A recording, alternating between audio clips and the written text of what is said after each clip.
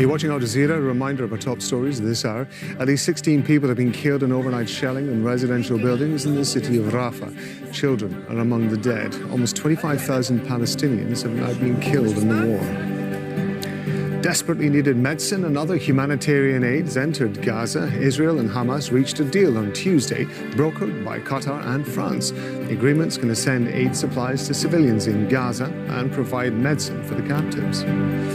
The US has launched another strike against Houthi-controlled areas in Yemen. It's after the Houthis attacked a US vessel in the Gulf of Aden. The group's facing renewed US sanctions as a terrorist group over their attacks in the Red Sea. Other news now, and a prosecutor in charge of investigating an attack on a television station in Ecuador has been shot dead in Guayaquil.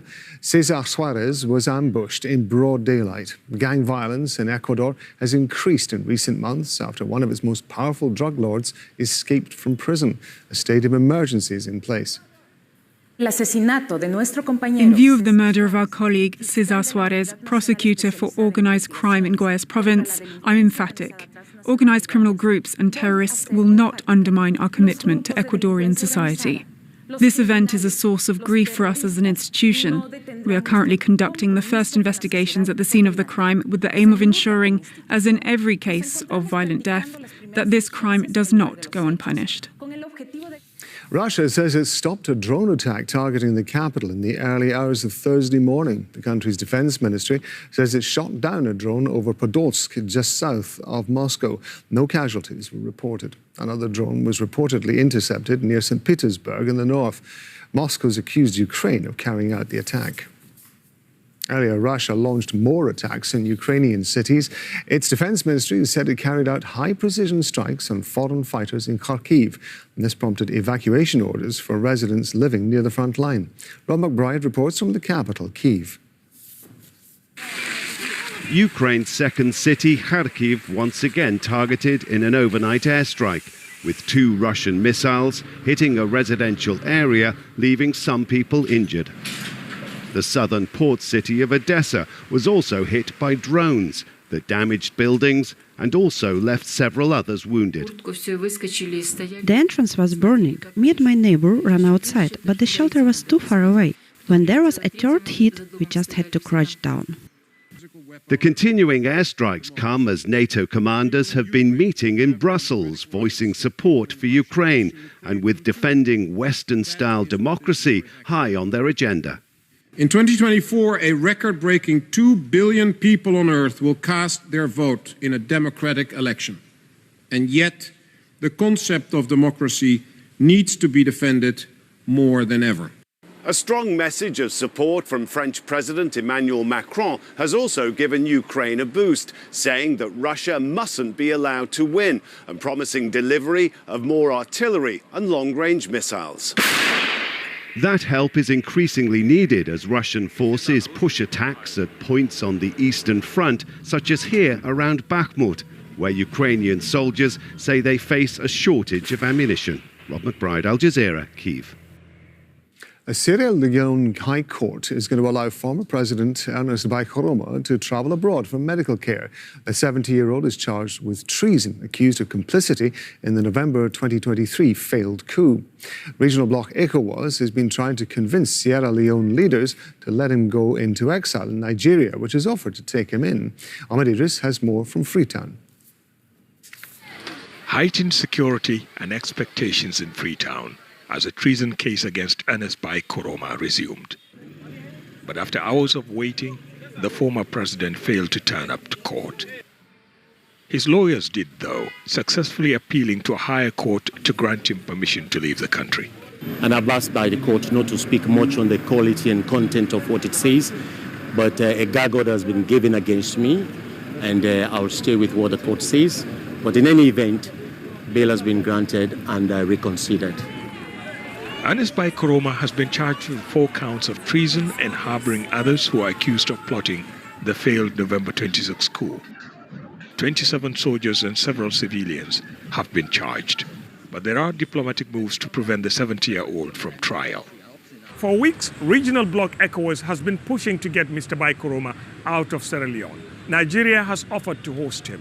Legal and political analysts say Mediation will help ECOWAS as a regional bloc and reduce tension in a country where memories of the civil war have not been forgotten. But the government of Sierra Leone says the court order doesn't mean an end to the trial. He will go to Nigeria, but it's also important to point out that the lower courts, the magistrate courts, did adjourn the case to a later date, and sometime in March, where we expect our lawyers to be back in front of the courts. Now, what happens in terms of conversations with ECOWAS, between the head of states of Sierra Leone, His Excellency President Bio, those are not things that we will comment on. While the former president has permission to leave the country, the other accused will not. But many here expect the court decision on Koroma will help the country avoid a major political crisis. Ahmed Idris, Al Jazeera, Freetown. A cult leader in Kenya, accused of ordering followers to starve themselves to death if they wanted to get to heaven, has been ordered to undergo a mental health evaluation. Paul Mackenzie and 30 other suspects appeared in court on Wednesday. More than 400 bodies were exhumed last year. Catherine Soy reports from Malindi in southeastern Kenya. Riziki Chombo is still waiting for news of her two sisters and children who've been missing since January.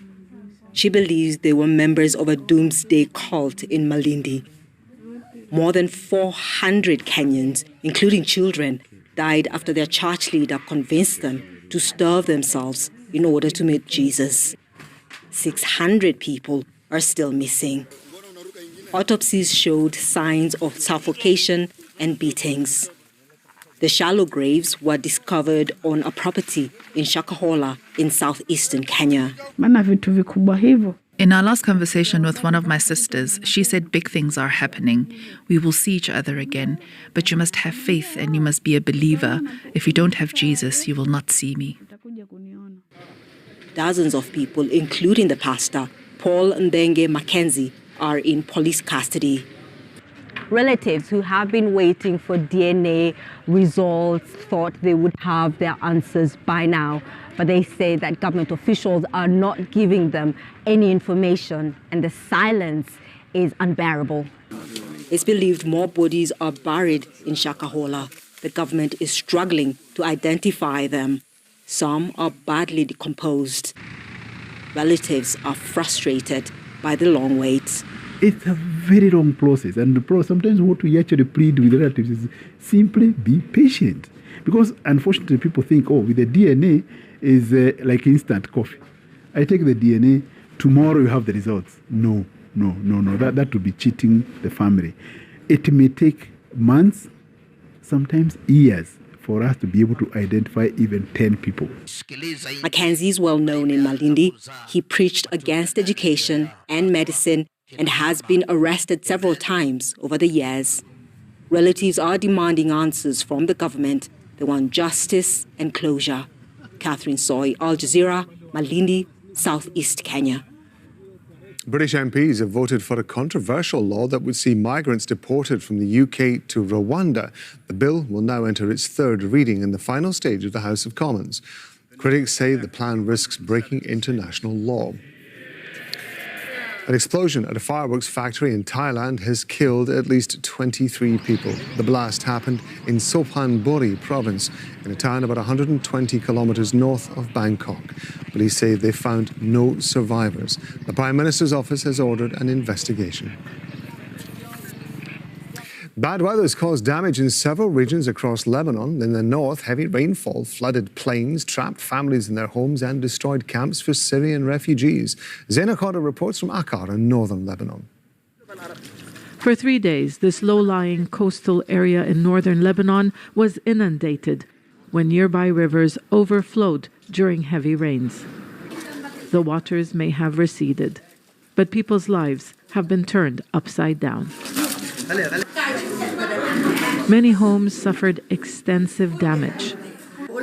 Nada Al-Ali tells us the water reached up to her waist. Those living here are some of the most vulnerable in Lebanon, where the economy has all but collapsed. I lost everything. I have nothing left. I don't know where I'm going to stay. Relatives will let you stay for a few days, but then what? Many here lost their livelihoods. They are demanding compensation from those in power, who they accuse of corruption and neglecting deteriorating infrastructure. Every year they make promises and do nothing. They don't care about us. As you can see, we are not able to deal with this crisis alone. Days of heavy rain transformed roads into rivers of mud. There are several informal settlements for refugees from neighboring Syria in this region as well. Tents were submerged by water that rose quickly. Hundreds of families were saved, but many are again homeless. This is the first time we experienced something like this. All of a sudden, the water level rose. I had to be rescued by the Lebanese army. People here say the floods is the worst they have seen in years, and it's now happening each year. The river's water level reached up to here. Experts say global climate change is leading to intense bouts of rain after long periods of dry weather, and that's also contributing to the crisis. But there are others who point the blame on the lack of infrastructure and barriers along the course of the rivers. We have been telling the authorities for years that they need to build proper berms. If they do that, then we wouldn't have this recurring problem. Concern is growing among communities living here, near the banks of two rivers, that the worst is yet to come. And more bad weather is forecast for next week. Zena Khuder, Al Jazeera, Northern Lebanon. The latest volcanic eruption in the Icelandic town of Grindavik has stopped, but the town's residents are unable to return because of continuing seismic activity. Sonia Gallego reports from Grindavik. The dying embers of the eruption in Grindavik, but the state of emergency here is far from over. Tremors are still being felt, and the new fissure that runs through the eastern part of town has widened. Even though molten lava can barely be seen on the surface, the town's residents are still unable to return home. Geir Anderson and his partner fled as soon as they heard the sirens go off on Sunday night, the second time in 2 months. But I know that, some people are having literally breakdowns because of this. They have since been staying at his parents' home in the capital. They know they may never be able to return back to Grindavik.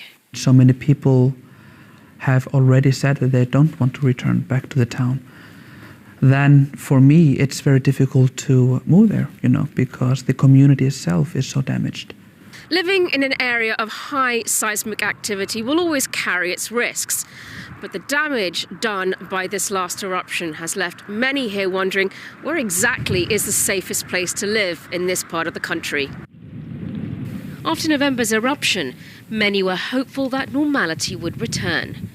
That hope ended on Sunday, when lava flowed into the town itself. They thought they could go back home, so maybe some people only have a few months left, and now they need to make big decisions about their future and where they want to live. Recovery could take years.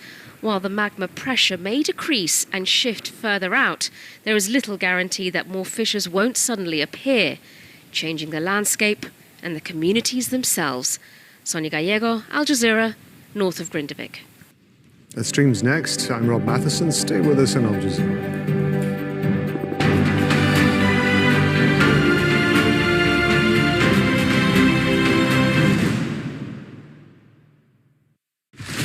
I have the right to boycott any